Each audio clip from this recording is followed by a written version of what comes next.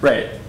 So my presentation is on the Robin Hood Foundation Library Initiative in New York City, which is a public-private partnership between the Robin Hood Foundation, which is a private charity that basically founded by a bunch of hedge fund managers in the mid-2000s to give, quote-unquote, give back to the city and to sort of raise the stakes for low-income students across the city.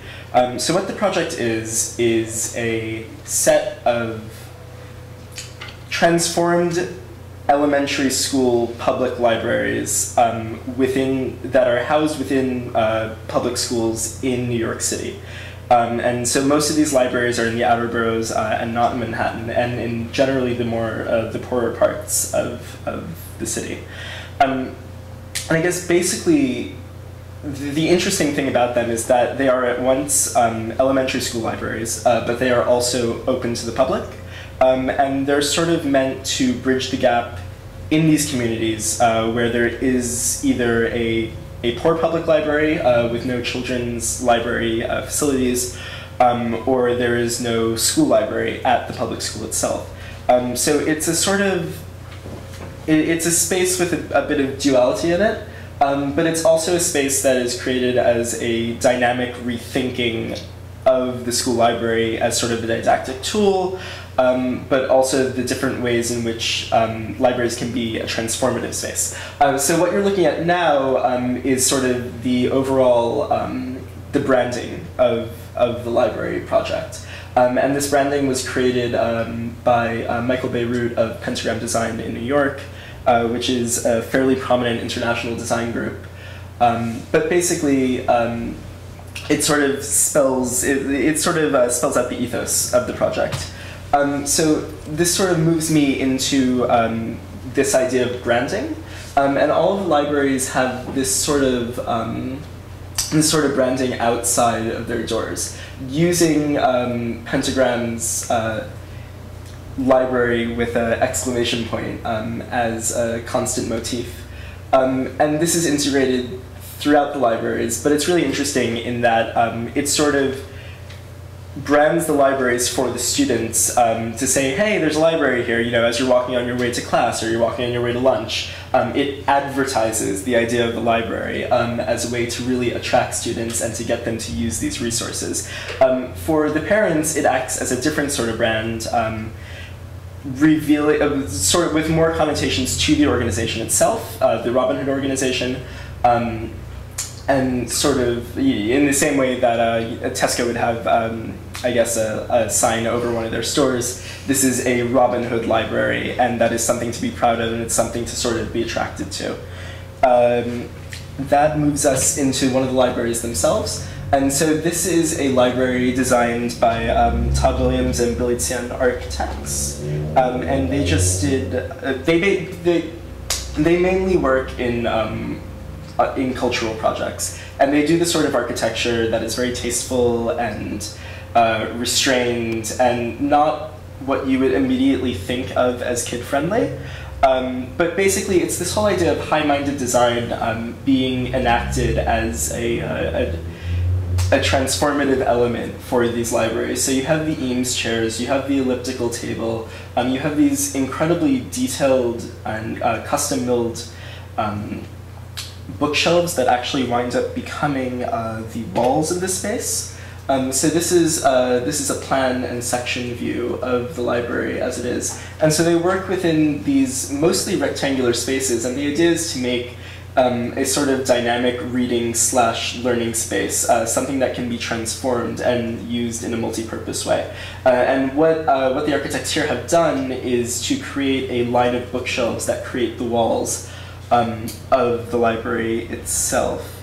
And so the shelves become that element of dynamism that the initiative is sort of looking for.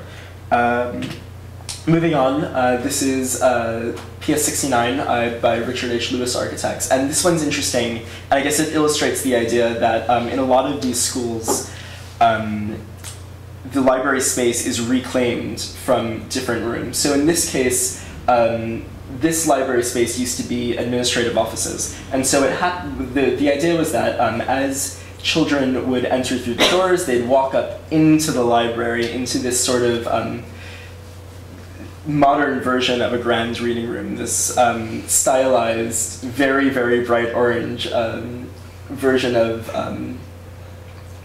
what the architects compared to the grand reading room at the New York Public Library on 42nd Street.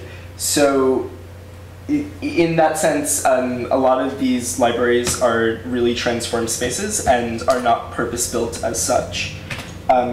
These are just some close-ups of the murals on the top of the libraries. And so there's a sort of formulaic approach to the way in which the architects decorate the libraries. So as you can see here, the space above the bookshelves was originally left bare, but what Pentagram decided to do was to enlist a bunch of sort of graphic designers, come illustrators, come artists in some case, to decorate the spaces above the bookshelves because they were not needed for book storage because of, I guess, the needs of child's bookcases. And so what you get are these murals. This one's by Christoph Niemann. He does a lot of illustrations for the New York Times and the New Yorker. And basically he had this motif of books as everything. And so you see the tutus on the ballerinas are books, and in this panel over here, the one on religion, this one actually wasn't included, but it sort of throws up these ideas of an adult artist, an artist usually creating for adults, working in a children's medium, and I guess working in the context of a library for children. So I guess this removed panel with a bit of wit poking fun at Noah's Ark was not necessarily appropriate for that situation.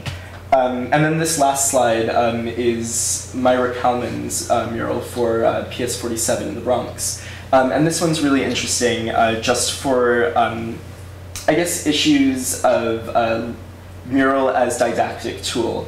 And so here she has this sort of chalkboard-like black background, but the idea is that the child can trace the alphabet through the letters, through the objects that correspond to those letters, and sort of make sense of the semiotics of letters and objects as they correspond to one another. And the whole idea is that it's supposed to sort of open up, I guess, an opportunity for learning. So you question why there's a hat next to the L, which stands for Lincoln, but you have to make that connection. And in that moment of sort of questioning why these two things go together, there's an opportunity for inspiration, but there's also an opportunity to use the decoration as something that the children could possibly learn from. And I guess to end, what I'd like to consider is the idea of what a library's interior is meant to do. So one thing I kept thinking of was the library that we all spent a lot of time in, down the street over there. And having researched all these libraries, there feels something lacking. And I think that while I think we have to be wary of this whole selling of design as, you know, the answer to all of society's woes, because it is a very sort of elitist, upper middle class affectation. You know, not every library should have Eames chairs and Noguchi lamps, because I don't even know if that's practical. And it's lovely. I'd love to study there, but it does raise questions of what becomes appropriate as design, and how quote-unquote high design is translated into the public sphere. But also the intentions of these spaces, and sort of the non-clinicalness and the playfulness, and what that can inspire in a child's learning process. Thank you.